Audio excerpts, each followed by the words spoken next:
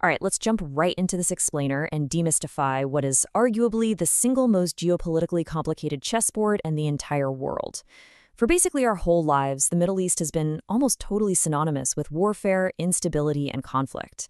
It's this region where the news cycle just feels permanently trapped in an endless loop of proxy wars, shattered states, and constant global interventions.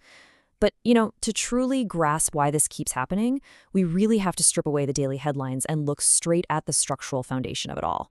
So how exactly did a few lines scribbled on a map back in 1916 basically guarantee a century of global conflict?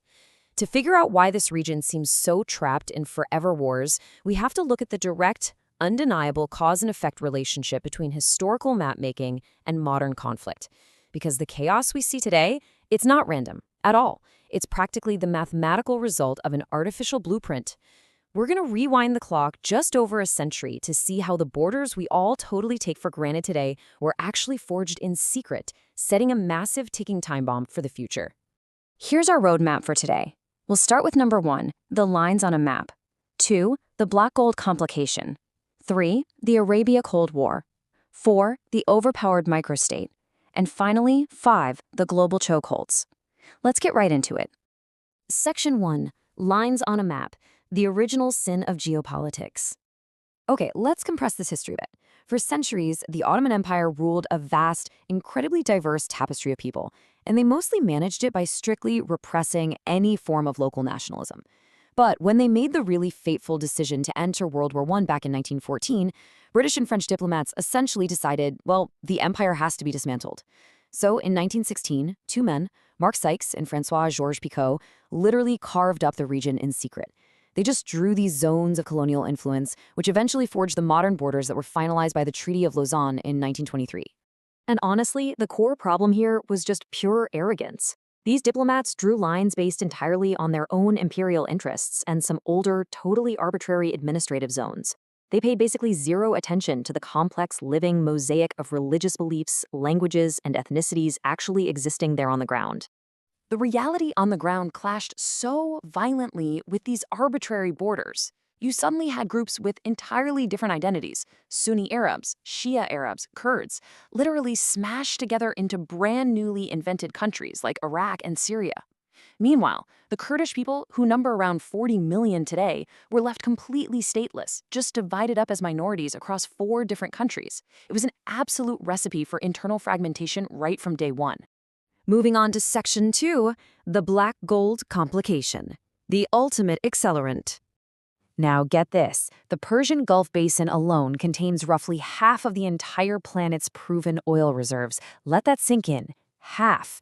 This is the greatest single source of human energy we have ever discovered, and it instantly transformed this remote desert region into a permanent obsession for global superpowers who desperately needed all that energy to fuel their economies and their militaries. But here is where the absolute tragedy of those poorly drawn borders really amplifies everything. It was a completely unequal geological lottery. This massive oil wealth was discovered almost entirely within marginalized minority areas.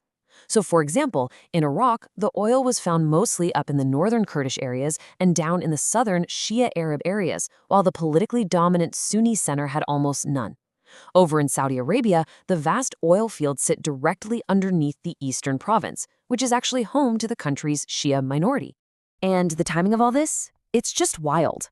The first oil was discovered in Iran in 1908, but then oil was found in Iraq in 1927, years after its artificial borders were already locked in. Then you get the massive discoveries in Kuwait and Saudi Arabia in 1938. The scattered timing and location of these discoveries basically meant that all those local tensions over the artificial borders were instantly supercharged by unimaginable wealth. Suddenly, keeping these fragile, newly formed states together wasn't just about local politics anymore. It became a literal matter of global economic survival, which practically guaranteed permanent outside interference. Section 3. The Arabia Cold War. A fragile balance of power. Following the 1979 Islamic Revolution, the whole geopolitical landscape of the region shifted into this intensely bitter rivalry. In one corner, you've got Saudi Arabia, a Sunni absolute monarchy, heavily aligned with the United States, desperately wanting to just maintain the regional status quo and protect its oil exports. In the opposite corner, you have revolutionary Iran, a Shia theocracy whose explicit foreign policy goal, right after toppling their own monarch, was to export its anti-monarchist revolution to all its neighbors. So, the crucial point to understand is that this intense fear of regime change sparked a brutal, deeply devastating cycle. When Iran vowed to export its revolution, Saudi Arabia and the neighboring monarchies absolutely panicked. They actually bankrolled Saddam Hussein's 1980 invasion of Iran in a totally desperate bid to contain the revolution. That conflict alone claimed 500,000 lives. And worse, it set the stage for decades of nasty proxy wars that are still devastating places like Yemen, Lebanon, and Syria today. To really grasp the kind of deep, existential paranoia Saudi Arabia feels in this Cold War, just look at Bahrain. It's this Shia-majority island that happens to be ruled by a Sunni monarchy friendly to the Saudis. But geographically, it is located a mere 50 kilometers away from Saudi Arabia's absolute largest oil terminal and the core of its energy infrastructure. So a revolutionary spark in Bahrain isn't just some neighborly dispute, it's a direct, literal threat to the economic lifeblood of the entire Saudi state. Which brings us to Section 4, the overpowered microstate. The Qatar anomaly. Now, while the regional heavyweights were busy fighting their bitter Cold War, a tiny, dusty peninsula somehow managed to become arguably the most overpowered country in the 21st century. $450 billion. That staggering number represents the assets of Qatar's sovereign wealth fund. And what makes this so completely mind-boggling is that this immense financial power is wielded by a citizen population of just 320,000 people. I mean, Qatar's citizen population is roughly the size of a small island nation, yet it commands global prestige on the scale of major world powers. How did they pull that off? Well, Qatar essentially hacked the geopolitical chessboard. Back in 1971, they discovered the largest natural gas field in the world, which, fun fact, they actually share offshore with Iran. By pioneering liquefied natural gas, or LNG, they figured out how to ship this massive energy supply to power-hungry economies in Asia and now Europe. They took that astronomical wealth, started buying up premium London real estate, sports teams like Paris Saint-Germain, the whole shebang. And to protect themselves from larger, maybe jealous neighbors like Saudi Arabia, they invited the U.S. to build its largest Middle Eastern military base right on their soil, all while projecting massive soft power globally through their state-owned Al Jazeera media network. It is a brilliant, if complicated, survival strategy. Finally, Section 5, the global chokeholds, the arteries of the economy. Now, you might be wondering, why should every single person watching this explainer actually care about all these localized power struggles? Well, it all comes down to maritime choke points. 80% of all global trade is moved by ship, and because of the literal shape of our continents, these ships are constantly forced to travel through incredibly narrow, naturally occurring waterways. These act as the literal jugulars of modern human civilization. If they get blocked, the flow of energy and goods suffers a massive stroke. This geography creates what is essentially a terrifying scorecard. Take the Strait of Hormuz. It is barely 30 miles wide, yet roughly 15% of all global energy passes right through it. And it's bordered by Iran, which, frequently threatens to close it with mines and missiles. Then, over on the other side of the Arabian Peninsula, you have the Bab el-Mandeb Strait. Just 17 miles wide, it controls 20% of the European Union's oil imports, but it's bordered by Yemen, a country locked in a totally devastating civil war. To really put that vulnerability into perspective, just look at the extreme dependency of the world's largest economies on specifically the Strait of Hormuz.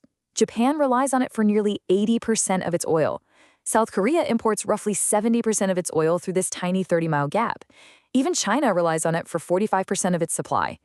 If a local proxy war ever accidentally shuts down this waterway, the second, third, and 10th largest economies on Earth would instantly, literally grind to a halt.